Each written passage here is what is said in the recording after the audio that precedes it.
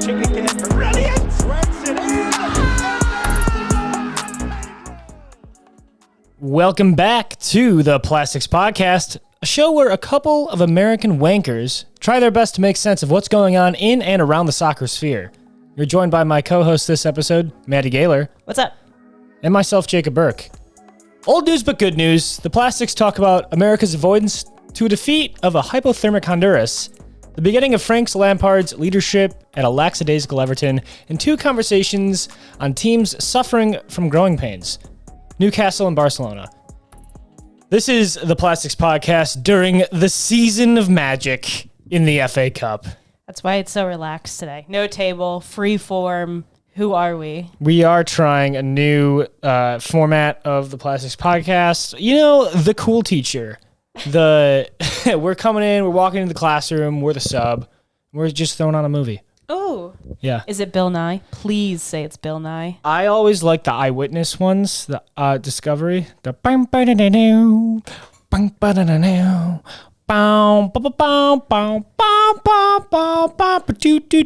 then it breaks in with the flute.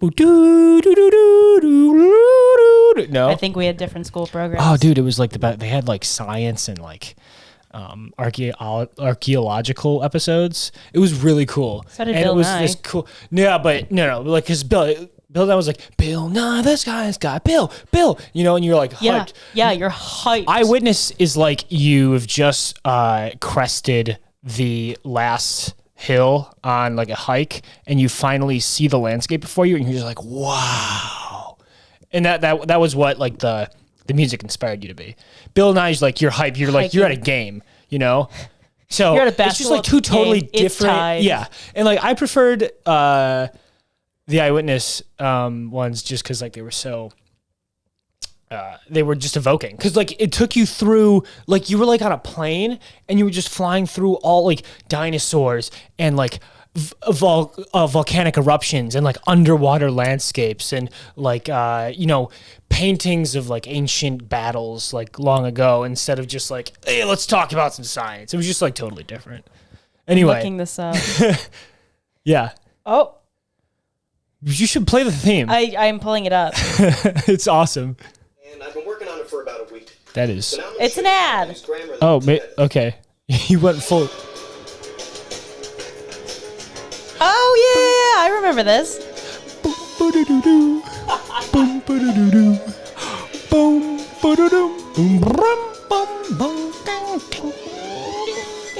Yeah, see the flute? It goes hard. Ooh, hua. Yeah, it's awesome. Right? You're like, ooh, what's going on? And like back then, the 3D rendering on this was impeccable, you know?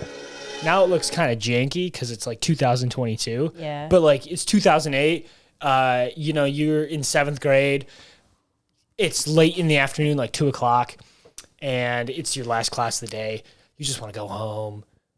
Put on Eyewitness, and you're all of a sudden back in And then it. you are in full support of the American education system because you just want to be watching that eyewitness video about how volcanoes work. Yeah. You're like, wow, Krakatoa, am I right? Or like, I have nothing. Jacob, how are you? Yeah. Well, yeah. See, Maddie, we've been suffering some wild schedules Yeah. lately. So actually, I wasn't supposed to be on this episode. It was actually just supposed to be me talking to myself. Yeah, so I was supposed to be away from New York this weekend back in Michigan, and then weather and my immune system had other ideas. So I had a sickness that wasn't COVID. I have 3 negative COVID tests to prove it. And so I just had like this weird head cold, you know, plus like a fever or whatever. I'm better now. I have coffee. And then I was supposed to get on my flight back home. That got canceled because of the winter storm. And so now I have time to record because Blair is also gone this weekend on a ski trip, a weekend ski trip in Vermont. He's the coolest. Yeah, on a work ski trip. I won't say which company. I won't out him, but he's in Vermont on a work ski trip being very fancy. He brought, You helped him make brownies. I did. He had to bring a dish to pass, so we made some bomb brownies. Yeah. So Thank God he took them. this will help him with the old networking and getting in good with the higher-ups. Yeah. Yeah. So instead, we went to Dunkin' Donuts this morning, got some donuts, got a little bit too much coffee, and This episode is brought to you by Boston Cream Donuts. Yep. And the Shots power of of espresso. caffeine. Yep. All of it. All the good your stuff. What's your drink of choice, Jacob? My coffee drink of choice? Yeah. That's a really good one because most of the time I'm just drinking straight black coffee while I'm working in the mornings. But that's the thing I drink the most. But if I'm going to a coffee shop or if I'm going to get coffee, I'm not just going to get a straight black coffee because You would be insane. well, yeah, because you're at a coffee shop and you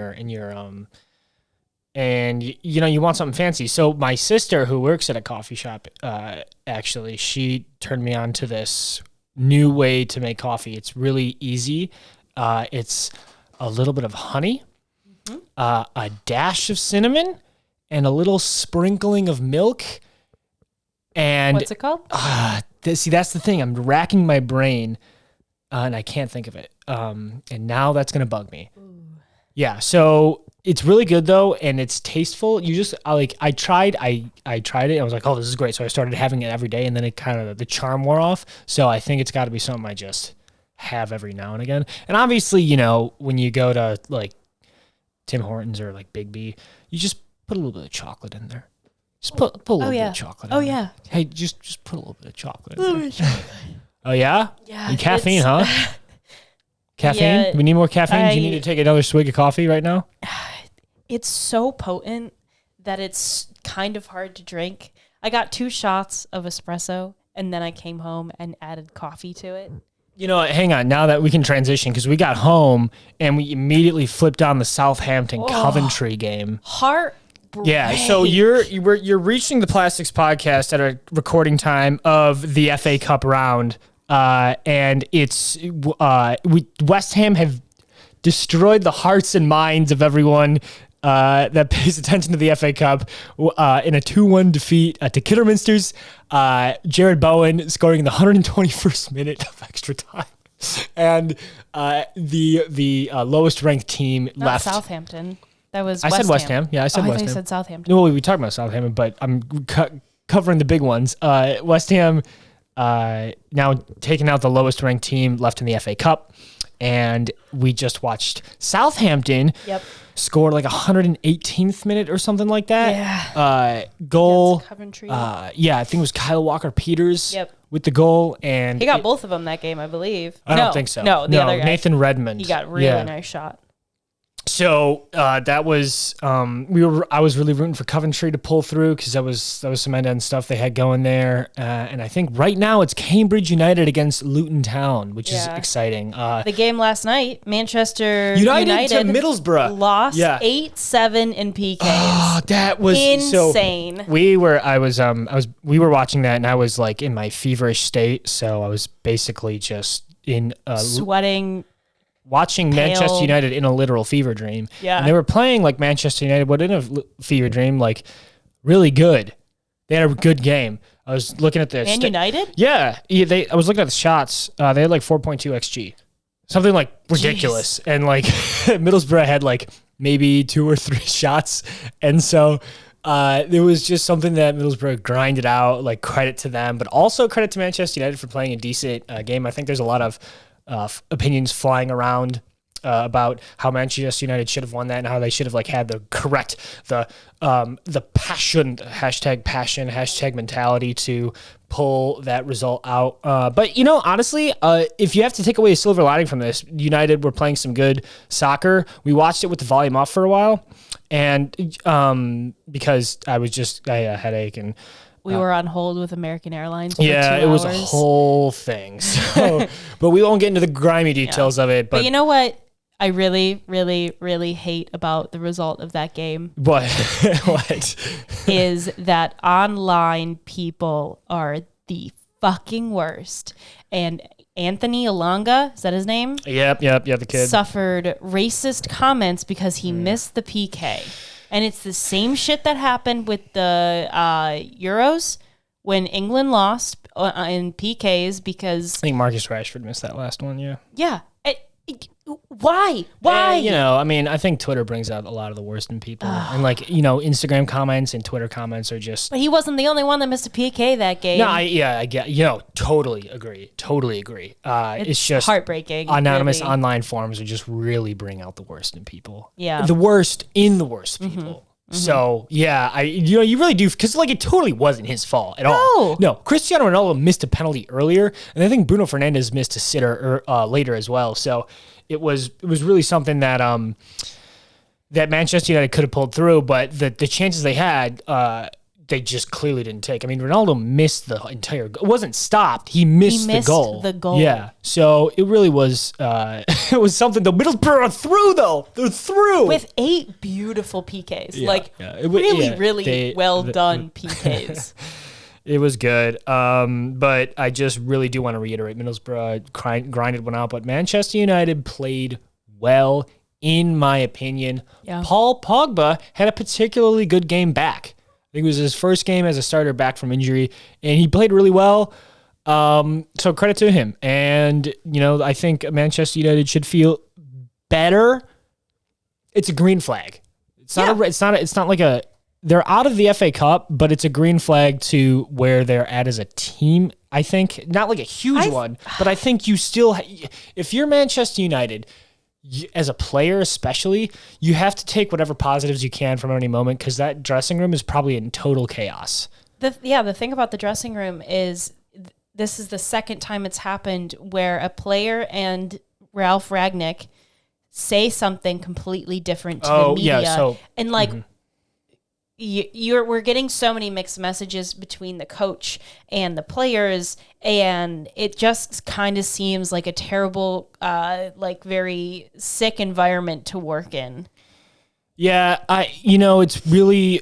I mean, I find that difficult to comment on because I've no idea what's going on behind the scenes. Right, but have you heard of that before, where the player and the manager are saying completely different things multiple times? It's definitely a bad sign. Yeah. The team and the media, the media machine every team has aren't in total agreement on how to display themselves as really a product, honestly, if we're being totally honest. So it's not good, but we don't know why Jesse Lingard said what he said. We don't know why Ralph Rangnick said what he said. We don't know the conversation the two had. Ralph Rangnick said they had a conversation. We don't know what was discussed.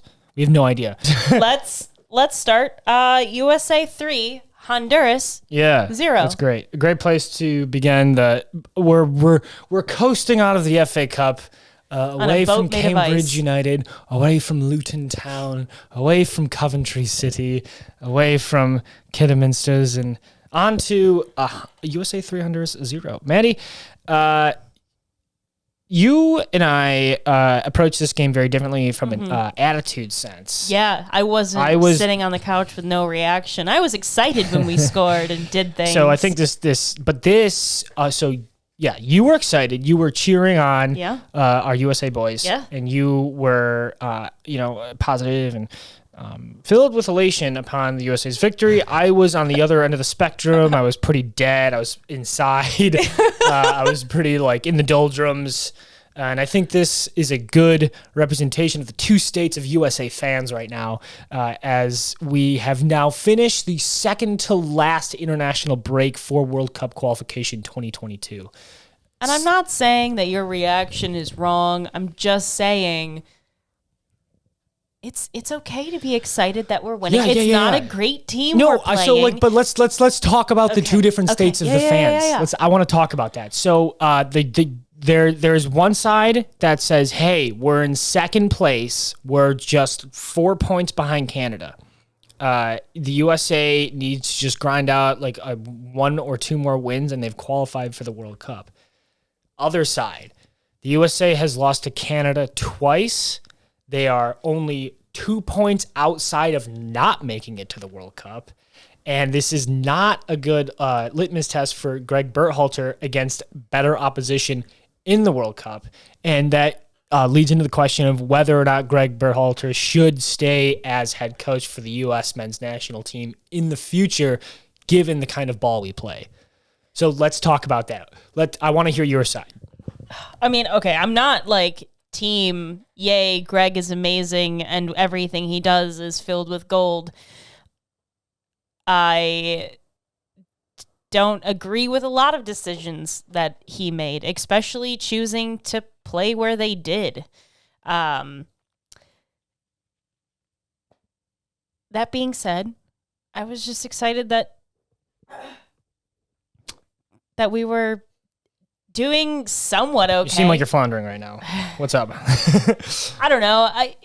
It's not that I'm like ecstatic with the direction the team is going in, because obviously the game against Canada was terrible and our coach decided that we should play in Minnesota where it's -9 and two Honduran players had to leave the field with hypothermia. Let's stop there. Let's talk about that. Greg wanted to have this game in St. Paul, Minnesota with to bring a sort of mental obstacle for the Honduran players. An advantage for the home team. Yeah, an advantage for the U.S. team in sub-freezing temperatures and trying to, ice them out maybe to give them a disadvantage because Honduran players are, definitely used to the humid, hot soccer that, the homegrown players play. So and there was a lot of controversy on that because people were saying, hey, this is genuinely unsafe for all of the players involved. Yeah. It is literally, I think, 9 degrees with wind chill or something like that. It was -9. I don't think it was negative. Was it? I believe it was in the negative temperatures. Let's before we start, can we do the Google?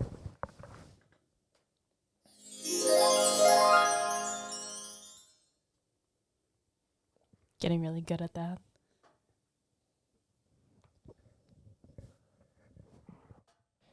Geared up. Hello? See, one of the disadvantages for recording the podcast like this is everything's less stable and you can hear the sound of the mics. So it's really, it's more relaxed, more cool, but less professional. Yeah, we're so cool. We're less cool. I mean, we're more cool, but we're less professional. Yeah. Let's just kick back. Talk about USA Honduras. This part's going to get cut, right? Yeah, it is. Okay, so the official kickoff temperature at the point of kickoff was 3 degrees Fahrenheit, which is below freezing in Celsius. I think 32 degrees Fahrenheit is like 0 degrees Celsius. So, below freezing temperatures, and these guys are playing in literally just like jumbled gear together to keep themselves warm. They had, there was a name for it, but they had like hoodies that covered both their Balaclava. Thank you. Yes, they had balaclavas on, and it covered their mouths and their heads. And Matt Turner was wearing a quarterback's like hand warmers on his back to keep his hands warm while he sat there without much to do on the defense this game, especially. They went through 3 days, I think, of negotiation of what they were allowed to wear. Yeah, it was crazy. And then 30 seconds into the game, the ref said, hey, Matt Turner, you can't wear that. Even though they had already said he could. Yeah. For 3 days of negotiations. So the coldest player on the field who got very little attention and very little action, I think the Honduras goalkeeper was busy and, running. But our goalkeeper was running in circles around the goal. And the Minnesota fans, whenever he would do a lap, they'd cheer for him. Like all the fans in the stadium would cheer for him. And then they got a cheer together that said, hey, Matt Turner. And he'd turn around and they'd all be waving at him. Oh, that was just a story you were saying? Yeah. Okay. I thought there was like you were leading up to a point or something. No. Okay. Yeah. He was just cold. Overall point here is that it was very cold. 2 of the Honduran players had to come up with a hypothermia and they had to leave the game to be treated. And it was generally unsafe. A lot of fans are up in arms, or maybe not, but like they're telling like the United States Soccer Federation, like, hey, this isn't how we want the home games to go. And they're like, you could say like, yeah, let's get somewhere like generally warmer, that's safer to play. However, if you make that argument, then you can also say yes, but if we go to someplace like California or Florida, there will be way more Honduran fans that will come and cheer for their team, and it will be easier for them to play. So you can kind of see. What about You can see both. You can see. I understand Kentucky? why Greg would want to play in cold temperatures, because when we went to Honduras, it was like 90 plus degrees and humid, and it was in an environment that basically had no U.S. fans. So I understand the reason why Greg would want to be like, let's put them on our turf. Let's see how they play, because that's exactly what you want. However, if in this special case where it's 3 degrees Fahrenheit upon kickoff, pretty freaking cold. Super unsafe to play, really just brings out the worst in injury opportunities. So, it's a mix of a little bit of column A, a little column B. However, USA won 3-0, so good for us.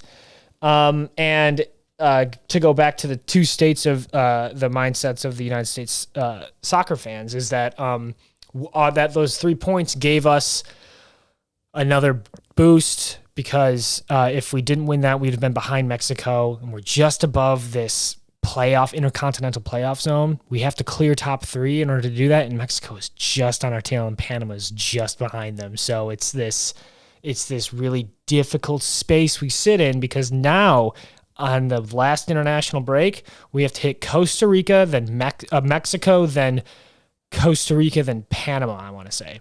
Mexico away and Panama away. Let me just double check that.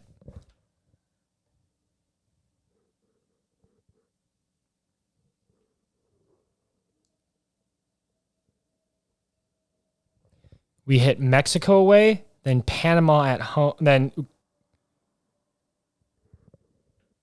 Panama at home, then Costa Rica away. Okay, I mixed the last two up. So we hit play. So Panama is 4th place. They're doing very well. They're going to be tough to play. Costa Rica at their stomping grounds is going to be tough. Mexico at their grounds going to be super tough. Unexpected bonus: Hector Herrera got a yellow card in the last game, so he will not be there. So that will be a boon to us. But still, like to me, this is just from me as like the bit of the negative side. We're sitting on a precipice right now, and we now have, in my opinion, one of the toughest legs of the international breaks to get through to qualify. Now, I didn't want to be in this position to where it comes down to this sort of do or die scenario. And if we lose to Mexico, that puts us in 3rd place. And that means we have to win against Panama. Like, we don't have an option. And I didn't want to be there. So I just really wanted us to get that tie or that win against Canada. That's still sticking with me. That's like 2 weeks later, it's sticking with me. So maybe that's why you got sick. maybe all that negative energy building up inside me. Anyway, let's talk about the positives though. Like, let's end on the positive note before we move on to the next They segment. played really, really well without Christian Pulisic. They did not run into each other at all. They were passing. They were acting like a team. Unfortunately, Brendan Aronson didn't get a start either, but I thought Walker Zimmerman had a really good game. Captain Walker Zimmerman. I will admit, you have turned me around on Walker Zimmerman. Well, I think Walker Zimmerman turned you around on Walker Zimmerman. That's fair. Yeah. He has been surprisingly stolid. Stolid? As a defender. And he's really done well at, when he can, shutting down plays. Mm-hmm. He is not the best defender, but he was the best defender in the MLS in 2021. I don't know about that. I'd have to look at the numbers for that. I don't know why. But he was named the best defender. I get, but like how? Like, what was the criteria?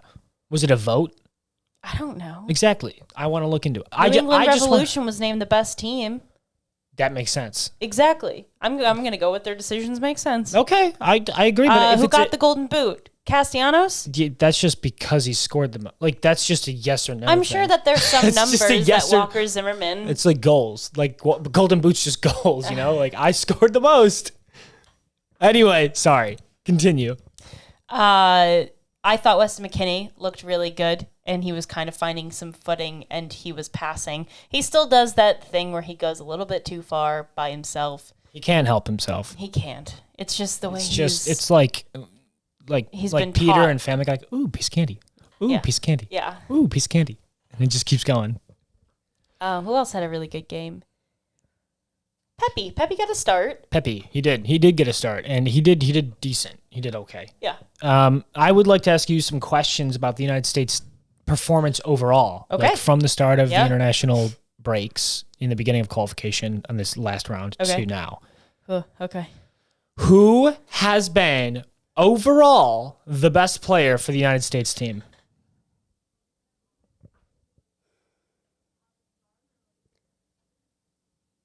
I feel like it changes every break. It Like a kind of different does. standout comes because in the beginning, Christian Pulisic was nailing it. He was on his game, got injured. Yeah, that was we started the season really hot. Definitely, I agree. McKinney had that weird thing where he brought a woman to his room, got kicked off. Okay, so are we treating their off-field actions? I mean, he well? couldn't play for like 3 games. I think it was two. And then the like they had to wait till the next international break. Okay, but So like whatever criteria you want to bring to the table, that's fine. I Okay. just want you to. I think Brendan Aronson has been solid. I You don't think he's been the best player. I don't think he's been the best. Okay. I think he's been the most stable. Okay, so I want to actually talk about that later, but Okay. I want to hear your Best? Yeah.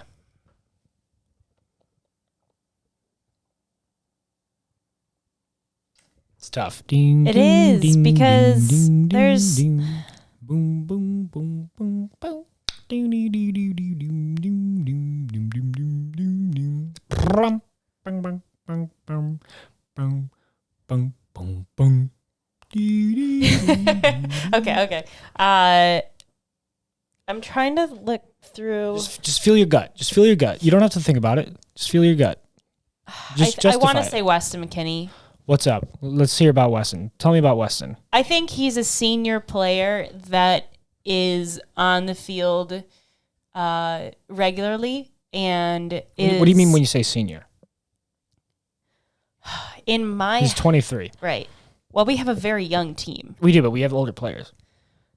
I consider him and Christian Pulisic more senior players. Maybe some Dest in there. It might be because they're playing in like higher European league teams and they have a little bit more experience. And I think Okay. that kind of makes them feel a little bit big time for this.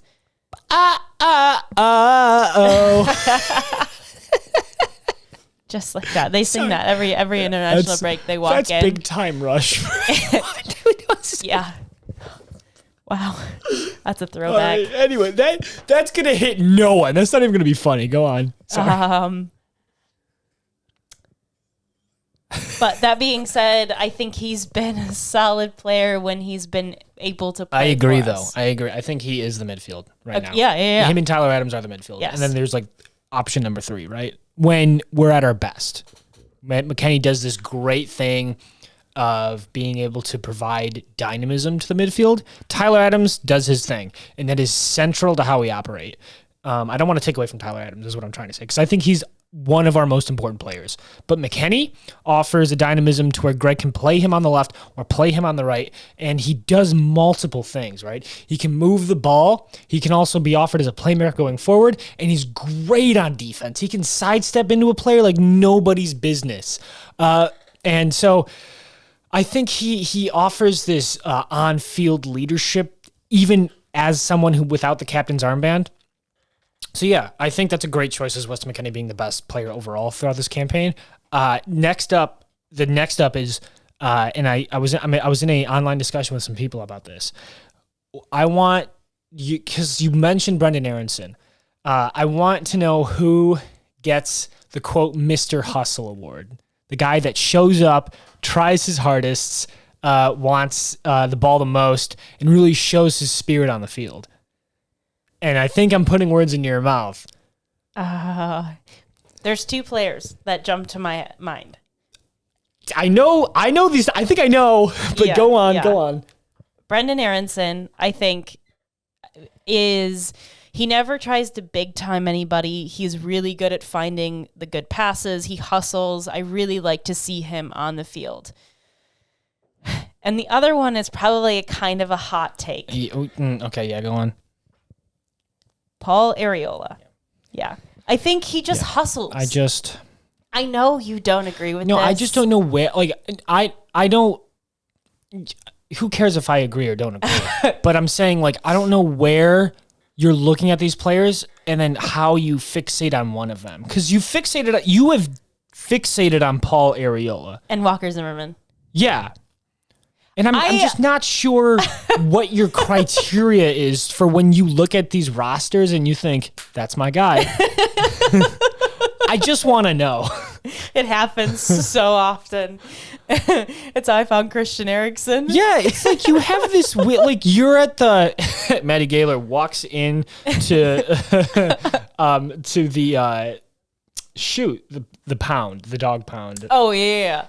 The Humane Society? Yeah, the Humane Society. And you've got all the dogs there sitting there. It's like, there's Tyler Adams as a dog. There's Weston McKennie. There's Pulisic.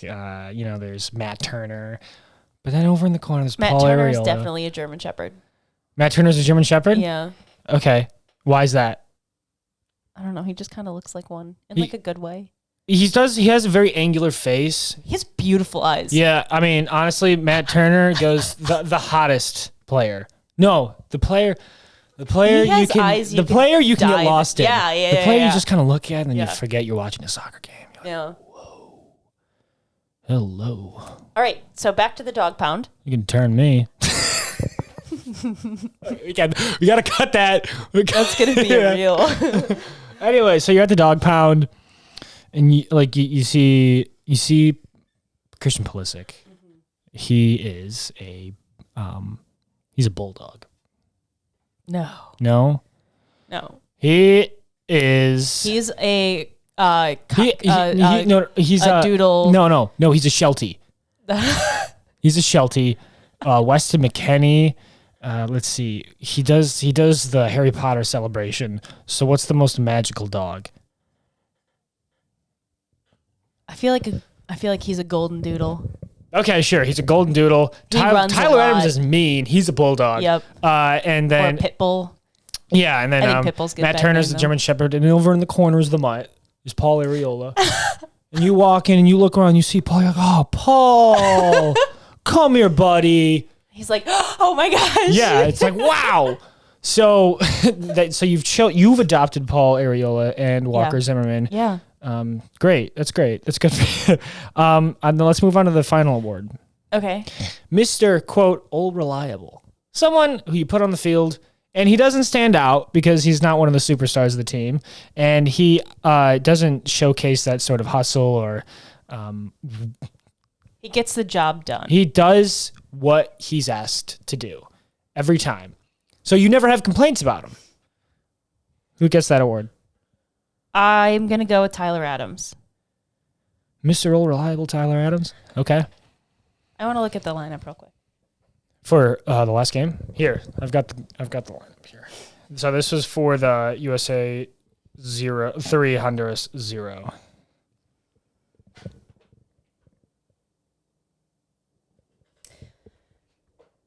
You know what? I'm gonna change my answer. Okay. And I think it's just in these last couple of breaks, he has really kind of shown his light. And that is Anthony Robinson, Jedi. Jedi Robinson? I think. Really? Yeah. Interesting. I think he has been getting the job done. Okay. And I think we talk about him a lot. I love Anthony Robinson. I know you do. Yeah. And I think he is there when he needs to be. Yep. He's good at giving the ball up. Yep. He does what he needs to do, and he gets back on defense. Okay. I see it. Okay. I can see it. Personally, I think he's been the best player.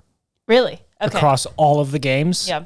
On average, he's been very solid. Like, he is our left back. Yeah. And unless he gets injured or so the problem is that there's going to be about 10 months between the last qualification game, if we qualify, and the World Cup. So there is a ton of time for anything to happen. Players can get injured. New prospects can rise up that have serious talent. A starlet can become a star, right? Someone can get onto another team, find a system that they really vibe with, and just totally explode. Anything can happen. So hopefully, right now, he's our left back, and hopefully he will be our left back, but we'll see. Yeah. So anyway, that's cool. So the award of the best player goes to Weston McKennie. Mr. Hustle goes to, you said two, I want you to pick one. I don't think I can give it to Areola because he didn't really play. Mr. Hustle goes to Brendan Aronson. Yeah. And Mr. All Reliable goes to Anthony Robinson. Yeah. Jedi Robinson. Jedi Robinson. Excellent. Okay.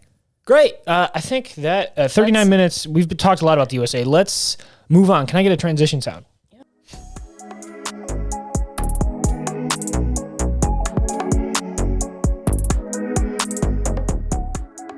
Maddie, let's get back into some Premier League business, to some big time transfer news. And this is wrapping up a busy transfer window, busy January transfer window, might I add. Among a host of other things that have happened with players, we're going to be talking about one in particular. Frank Lampard takes his talent to Everton. Frank Lampard, ex-Chelsea player, ex-Manchester City player, ex-New York City FC player, has decided to get on the managerial carousel. Cue the noise, Maddie. All right. And then take his talents to Everton after a stint at Chelsea and a stint on break, probably studying the good old game of soccer. Yeah, I got to learn how it happens again. And now he is at the helm of the Toffees and hopefully leads them to a couple of good strings of performances. I mean, they've already got one win under their belt. Do you, Maddie, have any impressions of this at all? If you don't... Okay. I have absolutely nothing. So let me tell you. Please. As an impressionist. Are you going to do an impression while doing your impressions? No, I think I've actually... I listened to I've listened to a lot of the interviews they did of Frank Lampard after the Everton signing. And it was like a lot of media interviews, so a lot of it was like putting words in your mouth questions. Like, are you signed for Everton? What made you choose Everton for your next venture as a manager? And then, and then he says about, Everton's got a lot of passion as a club. I always remember going there and really hearing the roar of the crowd when I played for Chelsea, and it really struck a chord with me. And I think we've got a good group of supporters here in Liverpool, and so we're really going to try and buckle down and get a good string of results here. And so you hear all that stuff. By the way, feel free to totally rip me apart on my impressions. We just want you to talk to us. So, anyway, the point is that I noticed that Frank Lampard, as a manager, is like an a Premier League legend, right? Just one of the iconic midfielders of the past 20 years for the Premier League, has always been in this roulette of conversation about managers that clubs can go to if they're looking down, right? So he went to Derby County, the Rams, under Wayne Rooney now, but we won't talk about that, for a year. Then he went to Chelsea for like a year and a half. And under Rams, decent performance. Under Chelsea, up and down, ended really way down before Thomas Tuchel walked on and, won the Champions League with the same squad. And now, ever since Frank left, he was in the conversation for Watford, for Norwich, for Wolves, for Tottenham. And not in a way that was like, oh, you know what? He would be great as a manager for these clubs. It was more of like, oh, Frank Lampard could take this job and maybe try his hand with this team. So it's really struck me as this wild card that you can just throw at a team and maybe it'll happen, which isn't, I don't think, something you want as a manager. You want an identity. You want this sort of cohesion as a squad for these Premier League teams that you're, in this case, for most of these teams, trying to reignite, trying to get the gears going again and get like good results and good play under your belts once more. Because the biggest asset really he brought to Derby especially was his connection to Chelsea, was his like, oh, if we signed Frank Lampard, maybe we can get a couple of good Chelsea loanies, a.k.a. Mason Mount, a.k.a. Fikayo Tomori, a.k.a. Tammy Abraham. So maybe somebody at the door? Okay. Maybe, we can get these Chelsea prospects onto our championship squad to blossom forth. In the case of Mason Mount and Tammy Abraham, sure, they've totally risen, as the Kareem of the corrupt and become this striker for Roma, this now central midfielder for Chelsea. And then at Chelsea, it was just, he can bring our youth to the front. He can work with our Chelsea. It's always been Chelsea everywhere he goes. That's fine because he's, he was Chelsea for the longest time. But now, I don't know. I feel like you want something more out of it. You want something that in a managerial identity, so I really hope he achieves something with his Everton squad to, get him out of the conversation of just being an ex-legendary player at Chelsea. And that's been my impression. That's been my hope for him because, we have all these Premier League rivalries, but I think generally as a fan of the sport, you want to see pretty much everyone succeed, barring, obvious cases. So it's really something that that I was thinking about. They've signed him on a 2.5-year contract, which isn't a terribly long time for a manager, and especially for a signing of for Everton. I mean, maybe 5 years or 4 years, but I guess being a new guy signing on a 2.5-year contract, maybe Everton aren't exactly sure what to do with this new signing. I know the owner said he was very impressed with Frank Lampard's qualities as a manager, with his ideas, but then that kind of begs the question, how much do they know about soccer as owners? Because Everton haven't made the best string of purchases lately. So, you can't really judge the knowledge of the shareholders and of the people in charge correctly based on these managerial appointments, based on these player buys. So, I mean, it sprung forth all of these questions in my head, and it's really something. And then they signed Dele Alli from Tottenham, which will be fun. Now, so I'm hesitantly optimistic for Everton. It's my long and tired way of saying I'm hesitantly optimistic for Everton. Maddie, I have a question. Yeah, for you. what's up? Please stop my tirade. Go on. It was starting to wander. Do you know whose name was never thrown into the mix and in the running for the Everton job? Well, there was a lot of names that weren't thrown into the mix because there are a lot of names notable out. one. Go on. Tell me. Give me a hint here. Who hasn't been out of the game for too long at this point. Okay. He was just at a top 5 Premier League team. Nuno Espirito Santo wasn't. No, not him. Okay, well, why don't you tell me? Ole gonna not He's not coach. Ole not gonna coach Everton. Yep. Yeah. Do That's you true. think Ole's time as a manager in the Premier League is over? That's a great question. Or do you think he can come back from the that's curious. embarrassment? I wouldn't even call it embarrassment at Manchester United because Manchester United have had a mysterious illness. Something's been wrong at Manchester United for some time now. And Louis van Gaal didn't solve it. Jose Mourinho didn't solve it. Yeah. So it's not, I don't think it's Ole's fault necessarily. Although Something's he didn't, in the water he didn't over there. do himself any favors. Yeah. So yeah, he wasn't in the conversation for Everton. He has this, he doesn't really I think a lot of people have commented on this that like Manchester United didn't necessarily have a strong footballing identity under Ole. And so it was more of just a let's try and get the players feeling right, feeling good for the game. So yeah, it's this very typical, because he was a player under Sir Alex Ferguson. He was one of the guys that are in the storied histories of Manchester United. Yeah, so not quite to the degree of Frank Lampard, might I add, but he is, he is a Manchester United player, and yeah, he wasn't in the conversation just because like he's not the guy. He's not that guy. You're not that guy, pal. Hey, Ole, you're not that guy. So I'm sure managers take some time.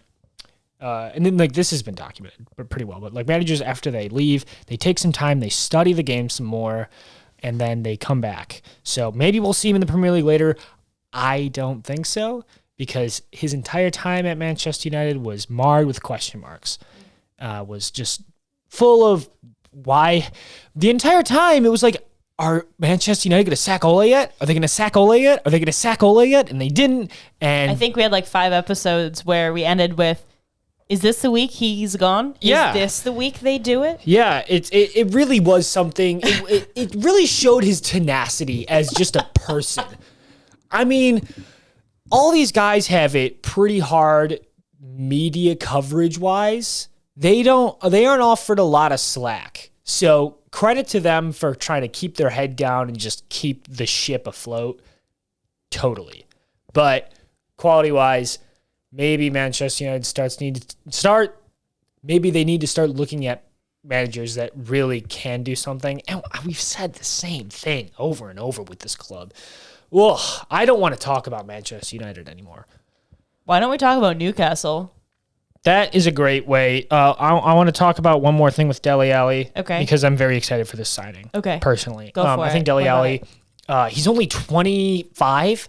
He's only 25 or 26. Still's got so many years left on him. He started off as such a bright flash in the pan for Tottenham as a kid, and then he grew into something just like a force to be reckoned with under Mauricio Pochettino, and then he kind of just fizzled out. And then I think maybe this could reignite something, because he will be, if he can integrate himself into the squad, a main playmaker at Everton. And maybe can reignite some stuff. Granted, Everton aren't the most complete, cohesive squad, but then again, neither was Tottenham. They had the support staff, but they didn't. They had Harry Kane, they had Son. For a while, they had this is gonna bug me.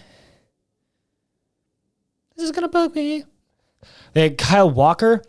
Before he exploded at Manchester City. So, I think he can do something at Everton. The point is optimism. I'm going to be watching Everton a little bit just to see what happens once Dele Alli starts. The most recent performance we can grade off of Everton right now is their 4-1 win over Brentford today in the magic of the FA Cup. And so with this 4-1 win from Mason Holgate, an assist from Damari Gray, a goal from Richarlison, it's quite good, because Brentford are a Premier League team. And they have soundly beaten them. And so, hopefully this can give them something to fight for if they progress further. It depends on who they draw next. But this is good. 4-1, good. Four goals. For Everton. Against a Premier League squad. I just didn't want them to win, but I know, but 4-1. Yeah. I heard 4. that. Yeah, 4 is 3 more than 1. You have heard it here first, folks. Jacob Yeremina, knows. Richarlison, Mason Holgate, and Andres Townsend, all with goals. And the only goal Brentford scored was off a penalty. So this was good.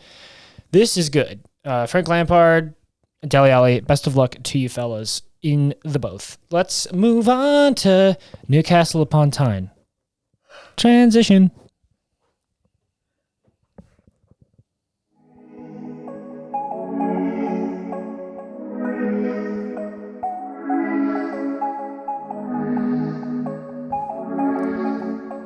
No, I'm looking at our timestamp, Maddie, and we've been talking for a while. And we're only on topic 3 of 4. I guess we can count the FA Cup as a topic, so maybe topic 3 of 5. Yeah. 4 of 5. 4 of 5. 4 of 5. 80%. Okay. I'm saying we might need to skip the Barcelona stuff if we keep going. Sorry, Barcelona fans. Your team is in shambles. Yeah, we'll talk about Pierre-Emerick Aubameyang maybe a bit later. I'm bringing the laptop up to my lap here. God. Because this kind of involves a bit of numbers here. Are you ready for me to lay you on some numbers here and figure out if I'm pronouncing this last name right? Lay me on some numbers, Jacob. Okay, so Newcastle United have spent, and we're going to use American dollars here because this is New York City. They have spent in the total in January for their team right now, Chris Wood, striker, $33 million. Kieran Trippier, right back, $16.5 million. Dan Burn, defender, $16.5 million. Bruno Gimenez, $46.31 million for a defensive central midfielder. And then lastly, Matthew Targett on a loan spell from Aston Villa. Free. For a total of $112.31 million. This is the second most expensive winter transfer window of all time. Who's the first? Barcelona. This year? No. Oh, okay. Of all the winter transfer windows that have ever happened. That is, I feel like just the beginning for them. This is just the beginning. I'll be back. You mean this fully operational battle station? Eddie Howe turns from his throne room and stares at the likes of all the rest of the managers of the Premier League. And he unleashes cash flow after cash flow. Lightning bolt! Lightning bolt! Lightning bolt! I don't know who Luke Skywalker is or Darth Vader in this scenario, but sorry, that was one of the scenes from episode 6. Darth Vader is the... Darth Vader's got to be Manchester City at this point. Yeah. And, Luke Skywalker is your club, whatever that may be. Anyway, I'm suffering audio issues again. Here. Bruno Gimenez, Brazilian defensive midfielder. Former player for Olympique Lyon, led the team in tackles last season. Incredibly versatile with his passes. Had good numbers for short, mid, and long tier. Very good mover of the ball. Similar in numbers profile to Mateo Kovacic, starting midfielder for Chelsea. Moving down the line, Chris Wood, aerial threat in the box. English, Burnley's former starting striker. Big guy. Tough to knock off the ball and is able to head it home or, even kick it home because a lot of his goals were surprisingly from kicks last season. But yeah, he led Burnley last season. And now that Burnley have signed Wout Weghorst, he has moved on. Dan Burn, solid backup defender, future starting defender for Newcastle, formerly at Brighton, purely a defender. He's incredible at tackling. He's very good at tackling. And he's a big guy in the box. He will offer defense against headers. He will be able to be the guy in the box during the corner that is able to get it out of the box. He's willing to get a little dirty, and he's left-footed. Pretty important as actually a center back pairing. If you get a left-footed left-sided center back and a right-footed right-sided center back, you can kind of ping those balls up the field to get runners, which maybe is what Newcastle will do. We'll see how it operates. Matt Targett, classic left back offensive player, able to get up the field, offer outswinging crosses into the box. Really good depth signing for the rest of the season. He'll get more playing time. He might even sign. I don't know what the deal or what the signing was there, because he is technically a player for Aston Villa on loan to Newcastle. And he and Kieran Trippier will be a great, typical modern fullback pairing. So this is, in my opinion, despite the money spent, this is pretty good.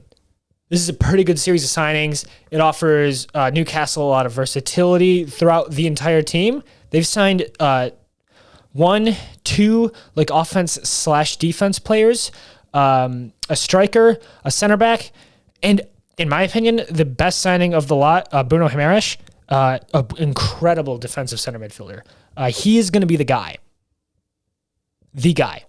that Newcastle build their incoming tide upon. Their dynasty will land upon his shoulders. I'm just gonna stay like this, and this is that's fine because you keep fucking with my sound, so it just goes in and out of both ears. This is and good. It's real. Maybe we this should is not why we do need the this table. again. Yeah, or we should get cords. Yeah. Okay. So Bruno Gimenez is going to be the foundation upon their offense. So he's going to be able to make the tackles and pass it up. And in my opinion, I wrote a question here, unleash Alan Saint-Maximin, their, at the moment, focal point for offense. So as much as I hate to say it, this is good for Newcastle. Do you think this is enough to keep them up this season? The clear question that I think everyone has on their minds right now, yes, I do. Okay. I think they will stay up, unfortunately. So who goes down in their place? If I had a third hand, I would look at the table. Thanks. Ugh, nope. Can you hear? Nope. Can you hear? Nope. Can you hear? I'll just do it. Oh, yes. Right here? Yep, right there. Okay. I will not move. Yeah, so Is this look at good the for table. you? I've got it. Okay. Thanks. You're welcome. Watford will go down. Burnley will go down. And I think Don't say it. Norwich will go down. Yep. You don't think Everton's going to go down? I don't. Nope. I think Everton are too. I also hate this phrase, but they're too big to go down. Everton, despite their wallowing form, are still one of the. I use a lot of sayings that I say I hate. They are one of the storied clubs of the Premier League, so I think that that'll help them stay up. I think Brentford will stay up. They've been looking shaky. Leeds have also been looking really shaky lately, but they're still at 22 points, which is 6 points above, 7 points above relegation. They still have 2 games in hand on a lot of these teams, so this is good. Point is, Newcastle is sitting at 19th, but their recent rejuvenation will give them a lot of confidence going forward. I think this is really good for them. I think they're going to be playing a lot more positive attacking soccer, especially since they've now got an aerial threat in Chris Wood and 2 fullbacks that can offer him service. Matt Targett, Kieran Trippier. Kieran Trippier, everyone knows, right? Kieran Trippier, England international right back when he can, when Kyle Walker's not busy, when Trent Alexander-Arnold's not. England have a right back problem. But he's really good. He just won the league with Atletico Madrid. Everyone knows that. He got the bag for Newcastle. He knows why he's there. And I think this squad, especially behind Bruno Gimenez, this is gonna be like thank you. This is gonna build their offense. It's gonna be much more procedural, and I think they're gonna boss around the smaller teams. I'm kind of excited to watch them just only for the sole sake of watching Matt Targett whip it in, because I like Matt Targett as a player. He's pretty young and he's got a lot of potential going forward. So yeah, they spent $112.31 million. Smart money. I really hate that because everyone, including me, wants this team to fail. And I don't think they're gonna. I think they have just avoided relegation this season with those purchases. I think they're just going to escape it at 16-15, and once they get that second season Premier League money, they're going to go wild this summer. People were saying Jesse Lingard, Dele Alli as these guys that have that sort of energy for Newcastle signings. Maybe next summer, but not right now. They said, you know what, I appreciate the offer, but I got these guys lined up. And now Lyon's lost their starting central midfielder. They're going to really start hurting. They've just gotten Dombele back from Tottenham, but he's definitely a different guy. He's a typical number 8, so box to box, I should say. And so I think they're going to start hurting after that. And I think if you're going to have to watch two teams now at the start of the final push here that, aren't the big guys, it's going to be Everton and it's going to be Newcastle. That's why we're talking about them. Yeah, I think you want to add, Maddie.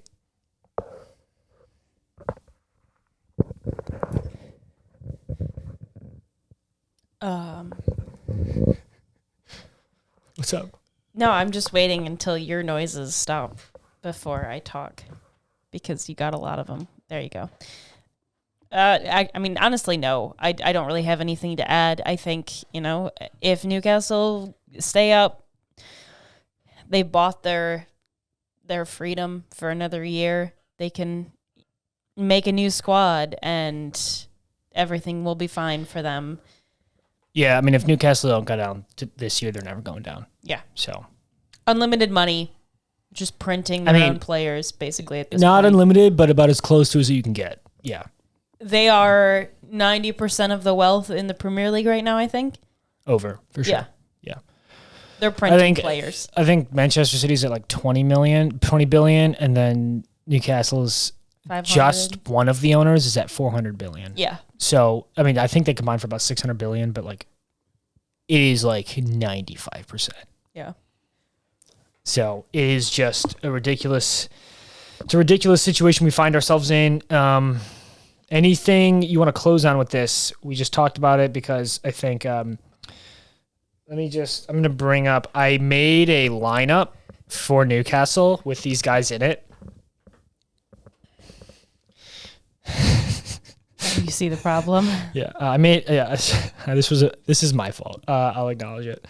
I made a lineup for the new squad for Newcastle, and then I accidentally deleted it, so I didn't include it in this the sheet we're going off of. Nice. Yeah, so that's my bad. So I'm gonna bring up their lineup from the most recent game against Leeds, and they play in a 4-3-2-1. So we've got Paul Demay at the Welsh left back. He's 30, on the wrong side of it, and he, I think, might, have to concede a little bit of playing time to Matt Targett, Kieran Trippier, the right back. We've got Jamal Lascelles and Fabian Schär at the center back pairing. Dan Burn will be most likely on the left side of that, so Fabian Schär will have to concede a little bit of playing time for him. John Joe Shelvey, Joe Willock, and Joeington will be your midfield three, and Bruno Gimenez will probably go on for Joe Willock because he's the young guy in there, and he doesn't get. He's probably the. I mean, as a young guy, I'm saying he's going off. Just off of pure instinct here. I'm not giving you a reason. And then Sam Maximin obviously stays. Ryan Frazier stays, and then we've got Chris Wood up top. So this is a decent squad. Decent. This is like 10th place, 11th place. You know what I noticed is they didn't sign anybody with like namesake recognition. They weren't like, oh, we're going to be Manchester United and buy, Marcus Rashford and they weren't, and what's his face, Ronaldo, or like any of the huge names. They weren't like, we're going to go for these huge names because we can. They were like, hey, we're going to build a squad around talent and what we need and make smart decisions, which is something I don't think a lot of teams have done this season. Yeah, that also is part of the problem with Newcastle because they can't easily do that. Because part of Manchester United, part of the ridiculous spending, they can bring these guys in because, don't you want to play for Manchester United? Nobody wants to go. No one grows up in Spain or in Brazil and are like, Newcastle. It's the club to be. Exactly. So, that is the situation they find themselves in. But if, they spend enough time at the top, it will change. The culture will change and the money will win. Mm-hmm. Yay. Let's move on. Transition. Are we doing Barcelona? We're going to talk about Pierre-Emerick Aubameyang. Okay.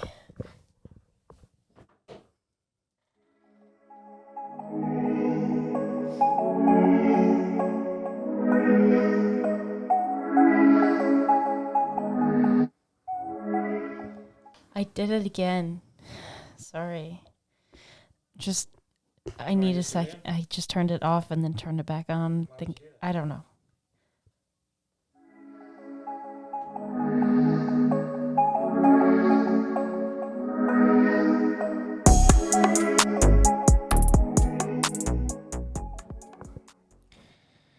Okay.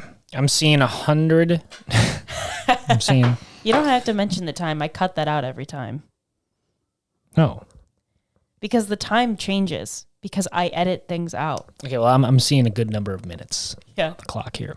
So I'll keep this brief. I'll keep this short, but I wanted to talk about this. 1 second.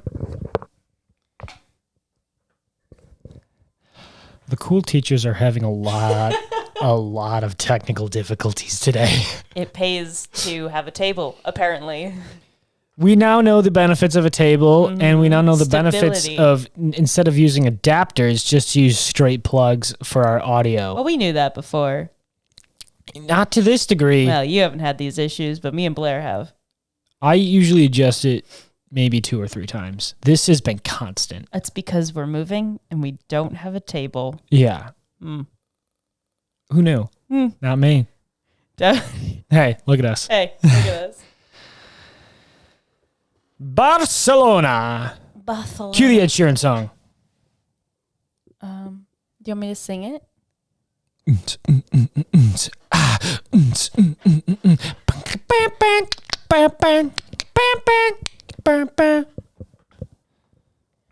don't think we can play it on here because of copyright. Barcelona. But by Jove, you can sing it to your heart's By content. John Joe Shelby. Yeah. So we're going to talk about a little bit of Barcelona because, as everyone knows, I'm sure we are late to this discussion just because of the way in which we record these episodes. It's February 5th. Transfer window ended midnight, January 31st, GMT. So it's late to the discussion, but Pierre-Emerick Aubameyang, like a thief in the night, signed his John Hancock to FC Barcelona. Under the under the cover of nightfall. Under the color of nightfall. Under the black color of nightfall. Yeah. The lack of color. Yes. The lack the of darkness of nightfall. Yes. He snuck away from Arsenal like a thief in the night. like a thief in the There you go. night, saying, "Ha ha ha ha! I'm gone." And he had the Batman identity for a while. Yeah. So like Batman in the hooded streets of Gotham, he was leaping from building to building, trying to make it to Barcelona in yelling, time. "I hated Arsenal. Goodbye. Goodbye. I won't miss you." I never liked it here anyway.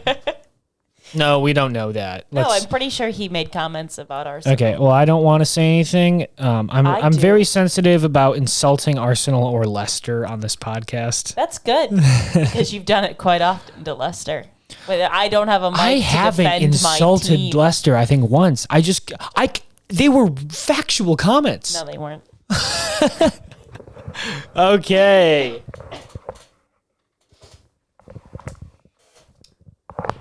No. We're having a No. good time here. No. What? Don't do that. No, because this is how I'm going to do it now. Because I just want to... Okay. So I wrote here, the 4 central forwards of the apocalypse. Memphis Depay, the all-rounder. Luke de Jong, the aerial threat. Ferran Torres, the positional flash in the pan. And Pierre-Emerick Aubameyang, the pace merchant. Together, they spell wild times for FC Barcelona. I thought you were going to actually spell something out. They spell... Mulf.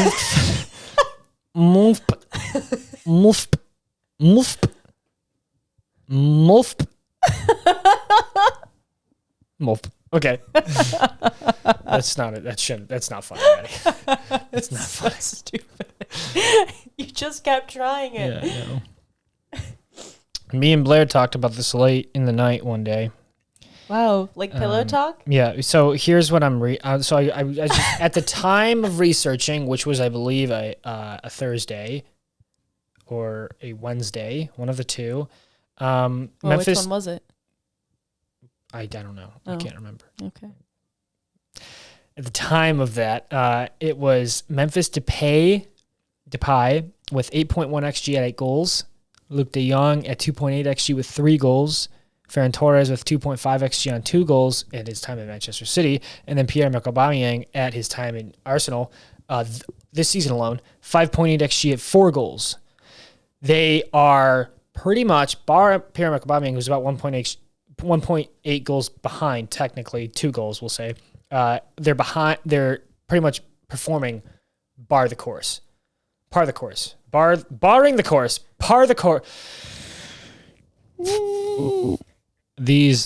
Blaugrana, these 4 central forwards have gone par the course so far this season, either for Barcelona thus far or for their respective clubs they played for. And I think that's fine, right? But me and Blair were talking because what Barcelona are trying to do, have been trying to do, is replace Messi. You know, arguably the best player of all time. And it's not easy. In fact, I might even argue it's impossible. You can't just pick a player like Messi out of a hat and expect him to work, especially because for a multitude of factors. One, he wasn't raised, Pierre-Emerick Aubameyang, in the La Masia. He wasn't raised to be this quote-unquote Barcelona player, which we talked about. What is that? I actually want to get to that in a further episode to talk about the specifics of what that is, but we're not because we're late in the podcast right now. And he didn't play for a club that eventually was designed to be around him for 20 plus years, I want to say, or even 20 years even. I can't remember. So to think that maybe you could do this is ridiculous. And I think I have to think Barcelona know this. You know, like these guys aren't total. The front office aren't total. You know, they're not totally disillusioned by thinking that, you know, we can sign Messi again, or the new Messi. And so instead they've opted, much like Tottenham in the past years when they sold Bale and Modric, they have opted to sign 4 players to replace Messi. They've got Memphis Depay, Luke de Jong, Ferran Torres, and Pierre-Emerick Aubameyang. And if you combine 4 of these guys, they've got one incredible player that's an all-around threat. Instead, we've got 4 pretty bang average strikers now that are operating as advertised. Pierre-Emerick Aubameyang will offer the cutting edge pace and central terror in the offense. Ferran Torres is an all-around striker that's really good, positionally excellent. Luke de Jong can jump high. Memphis Depay, he tore it up when he first got to Barcelona, and now he's kind of dropping off, but he is a pretty decent striker. I have no idea if this guy will stay or not because he's really dropped off lately. For reference, as I've written, Kareem Benzema, leading striker thus far in La Liga, has 17 goals this season. If you combine all 4 of these guys' goals for Barcelona, that equals 17. So Kareem Benzema is doing the work of these 4. And then Vinicius alone has 12. None of Barcelona's strikers at the moment combine for the goals plus assists in the top 10 La Liga players this season. None of them do. So then Blair and I were talking about, well, is that a problem? Is this an issue? And is this lack of stars on the offensive side of Barcelona's soccer team, an indication of their lack of quality this season? And my thought was a club the size of Barcelona is yes. Blair said no. Blair argued that when you are having the kind of transitional season that Barcelona are having, then we can, kind of forgive these average performances of the season, and that guys who perform and score the kinds of goals that Kareem is scoring this season are overperforming their XG anyway.